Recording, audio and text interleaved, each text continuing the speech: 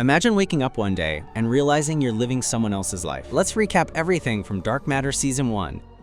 The story starts as a physics professor, Jason Dessen, starts his day normally, checking his son Charlie's homework and making coffee for his wife Daniela. Daniela refuses to let Charlie drive, but Jason trusts him. Charlie nearly causes an accident before Jason calms him. Ryan, Jason's friend, calls to invite him to celebrate winning a science award that evening. At the university, Jason lectures on Schrodinger's cat thought experiment until a phone call interrupts, ending class. Later, Jason writes in a notebook in a dark room and injects himself with dark matter. That evening, Jason and Daniela cook while Charlie teases them. Prompted by Ryan's texts, Daniela sends Jason to the bar. Ryan orders Daniela's last favorite drink, introduces Jason to colleagues, and offers him a job at his new consciousness lab. On his way home, a masked man attacks Jason, forces him into a car, unlocks his phone, and questions him about Ryan. At an abandoned building, Jason fights back after being ordered to undress, but is struck, injected in the neck, and forced into new clothes. The attacker promises a new opportunity and wealth, refusing to identify himself. Jason loses consciousness. Jason wakes in a hospital, gets examined, showers, and ends up in a locked, unfamiliar bedroom. Amanda enters, talking familiarly, and states his body is clean and out of quarantine. Leighton, an old colleague, congratulates him as chief scientific officer. Blinds open to coworkers applauding his return after 14 months and 10 days. Confused and not recognizing anyone, Jason recounts the attack by Ryan's bar. When Leighton insists he stay overnight, Jason pushes him past a recognizing security guard, escapes in a taxi, and gives his home address. Upon arrival, his home is completely different. In another reality, Jason 2 returns from the bar, hugs a stressed Daniela, mentions Ryan's offer, and recalls choosing marriage over a cold lab. Daniela forgives him with a kiss, unaware he is not her Jason. Meanwhile, the Jason 1 finds Amanda in his house instead of Daniela and Charlie. Charlie's room is replaced by Jason's award-filled office. Jason's call to Daniela fails. Amanda calls someone to handle the situation, prompting Jason to flee as a security car arrives. In the other reality, Daniela notices Jason 2's arm wound, which he leaves unexplained before kissing her. The Jason 1 returns to the bar, but the bartender, forgetting his name and favorite drink, throws him out. Hospital doctors scan his brain, give sedatives, and find an unknown psychoactive substance in his blood. With no records of Daniela or Charlie in Chicago, though his medical file lists forgotten scientific achievements and over a year of missing time, Jason 1 checks records, finding Daniela under her maiden name as a painter opening an exhibition today.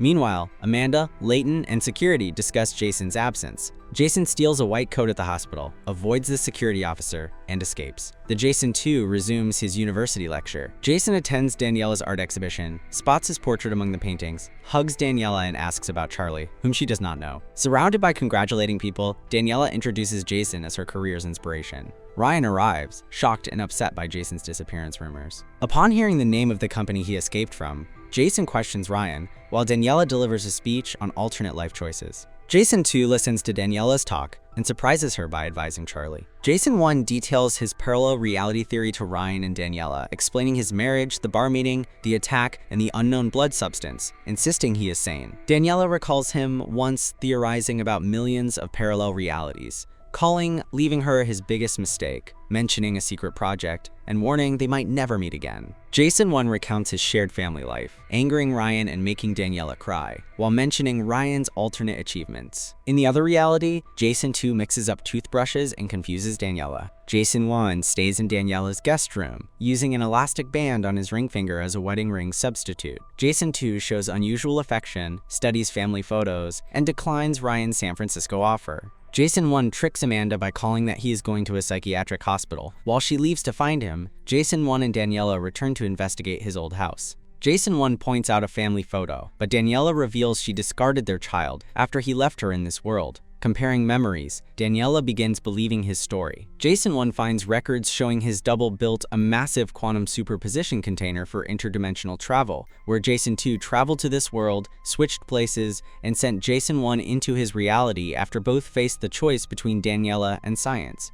Daniela is glad Jason 1 appeared. Jason 1 explains the rubber band and their happy life, leading to a kiss. A knock sounds. A Velocity security officer enters and shoots Daniela in the face despite Jason 1's plea. Leighton informs Amanda of the incident, and she rushes to Jason 1's detention center. Leighton apologizes to the tied-up Jason 1, calls him unstable, and refuses release. Jason 2 takes Daniela to a cafe, enjoying his new behavior and planning a dinner with friends. In another reality, a detective visits Layton regarding missing employees like Blair, but Layton feigns ignorance and sends the detective to Amanda. Amanda is angry about Jason 1's behavior. Layton stresses the project's massive funding and the risk of exposure if truth leaks, still baffled by Jason 1's fate. Jason 1 agrees to cooperate with colleagues for memory recall, and Layton leads him to a hangar housing the massive metal box. Jason 1 remembers building a small Schrödinger box, but Layton reveals he actually constructed the full-sized human container that only Jason knows how to operate. Jason 1 steps into the metal box, finding no screens or controls while camera footage displays his past emergence.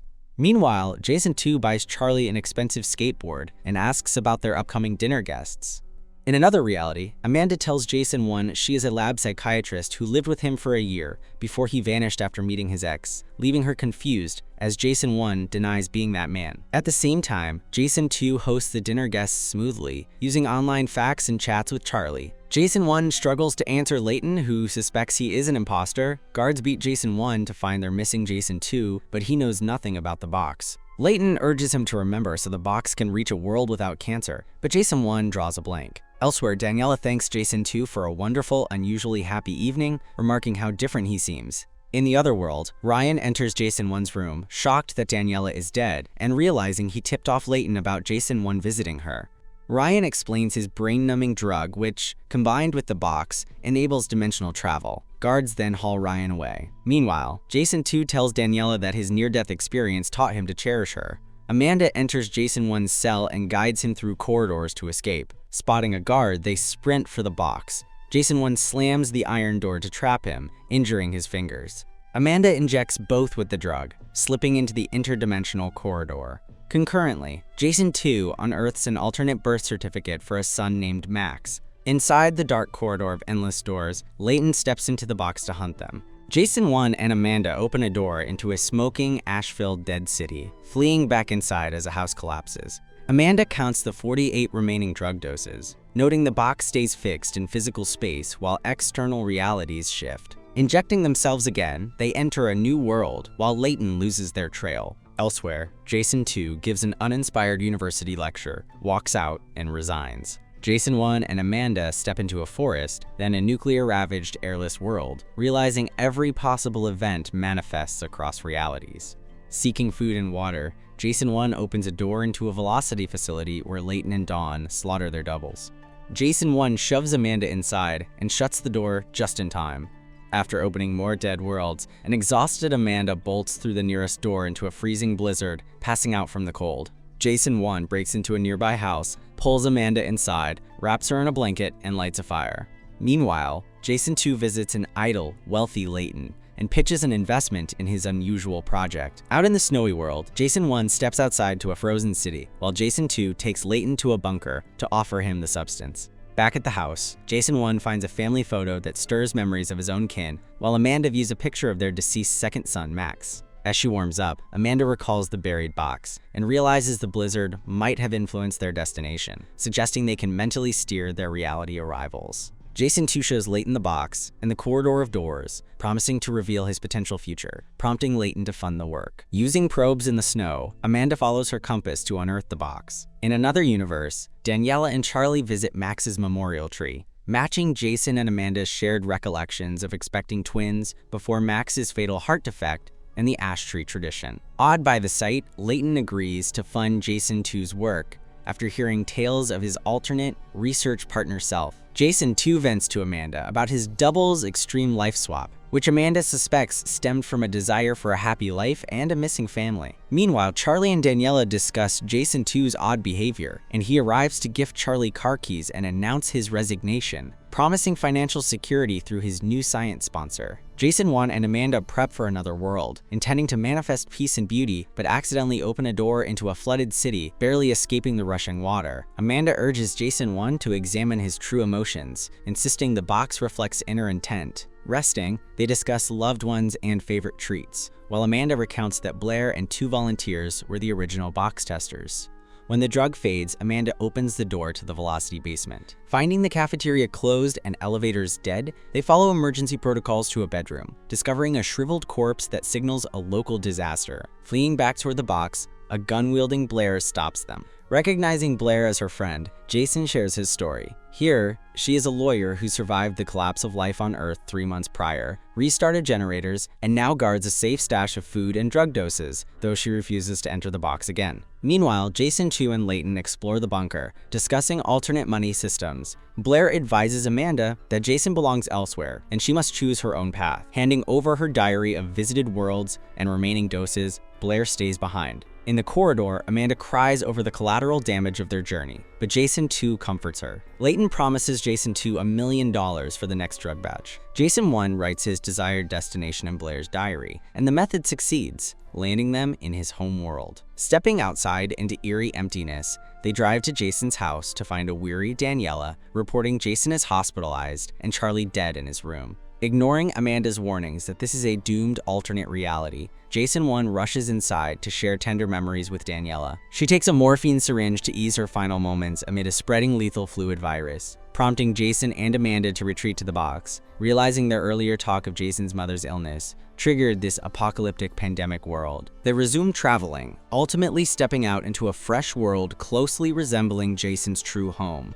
Jason 2 apologizes to Daniela for buying Charlie a car without consulting her, while Daniela notes his growing distance and absence from the memorial tree gathering, though Jason 2 mentions Layton's immense funding. Entering his house with a knife after hearing voices, Jason 1 terrifies Daniela and Charlie, prompting Daniela to call emergency services to report an arrested husband returning armed, leading Charlie to urge Jason 1 to flee from sirens. Amanda brings Jason 1 to her dead alternate self's mourning friend, steals her car, and drives back to the container. In Jason 2's world, the container opens as he retrieves drug backpacks, learning from an assistant that his double and Amanda escaped. Jason 2 returns to the corridor to supply Layton more doses and orders the world sealed. Later, Jason 2 buys Charlie nut-laced ice cream, forgetting his allergy, and displays injection marks, followed by unfamiliar dental floss use that deepens Daniela's suspicions. Jason 1 and Amanda struggle to find his exact world amid minor discrepancies like altered door colors or missing trees, eventually resting at a hotel, dining, and dancing, though Jason 1 halts a hug, remembering they are not a couple. Jason 2 visits therapist Amanda's double to discuss his marriage and disappointments, while Daniela's friend Blair advises her to watch Jason's odd behavior. Jason 2 takes Daniela to the gallery to showcase her painting in a custom dress, but she feels humiliated by the unconsulted surprise and demands to go home.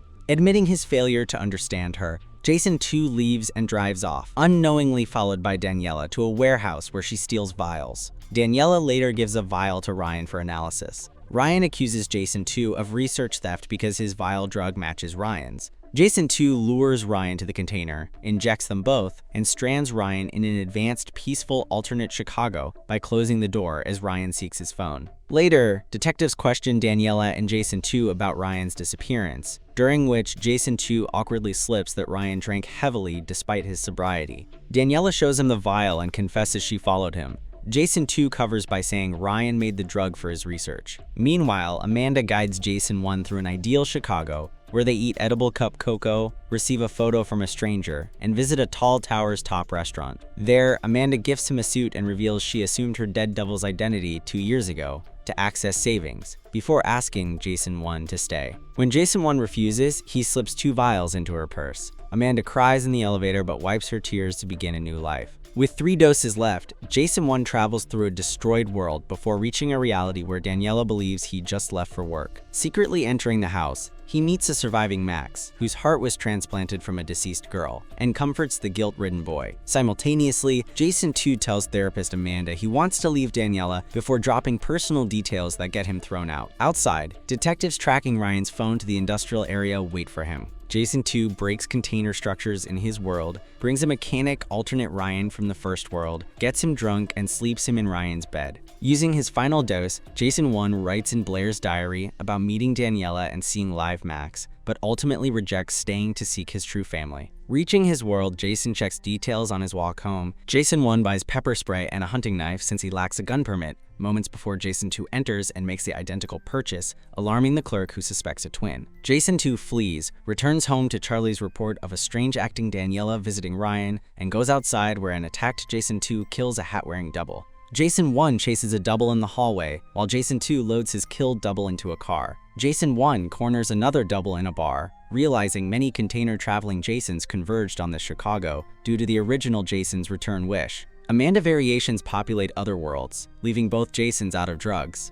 Jason 3 suggests eliminating the instigator Jason, luring him to a resting spot with a Doug Graven gun. Next morning, Jason 1 gets arrested for smoking a cigar in a bar. Meanwhile, Jason 2 refuses to let Daniela use his car for gallery moving, takes Charlie to the university while spotted by Jason 3, and sends unlicensed Charlie to drive to another exit while he evades Jason 3. After winning a fight with Jason 3, Jason 2 locks him in a bathroom stall and convinces an officer checking Charlie's license to let them go. Daniela meets Jason 1 at the police station, where he proves his identity by sharing a fake Miami vacation memory that Jason 2 pretends to recall over the phone. After setting a meeting code word, Daniela goes home to Charlie, tricks Jason 2 into the basement, pushes him down the stairs, and escapes with Charlie. Blocked and rear-ended by an alternate Jason on the road, they flee on foot and reunite with Jason 1 at the meeting spot using the correct code word. Leaving the city, the family is bombarded with texts from competing Jasons claiming they are the true protectors. To block tracking, Daniela shuts off all phones and devices, and Charlie leads them to an empty friend's house. While Jason discovers a group chat of 44, arguing Jason's debating who gets the family. Next morning on the beach, Daniela tells Jason she realized Jason 2 was an imposter,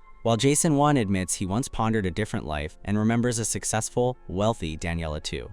Meanwhile, Jason 3 reviews the group chat to track them down, getting interrupted by Blair demanding her borrowed car back. Jason 2 talks with Jason 3 about past tragedies, including Amanda dying from a fallen tree branch, which makes Jason 2 realize the widespread harm he caused. Jason 3 kidnaps Blair to use her vehicle, but she overpowers him in a closet and forces an explanation, while Jason explains parallel worlds to a shocked Daniela and Charlie. Daniela reads the group chat, and the family spends the night sharing memories of how they first met. Suddenly, an injured double stumbles outside to warn them of incoming Jasons before gunshots erupt. Jason sends Daniela to Charlie and fights an armed attacker who turns out to be Jason 2. Mortally wounded, Jason 2 apologizes, gives them his car keys, and stays behind to shoot at approaching alternate Jasons so his family can escape. Inside the car, they find a travel device and a recorded farewell message from Jason 2, who admits he entered the box out of regret for lacking a family and wants to help them find happiness. Reaching the container site, they find dozens of Jasons waiting, who peacefully accept Daniela's choice and form a pathway. Charlie steps up, opens a door to a fresh reality, and walks through with his parents to start a new life. If you want more recaps like this, don't forget to like, subscribe, and let me know what series or movie you want to see next.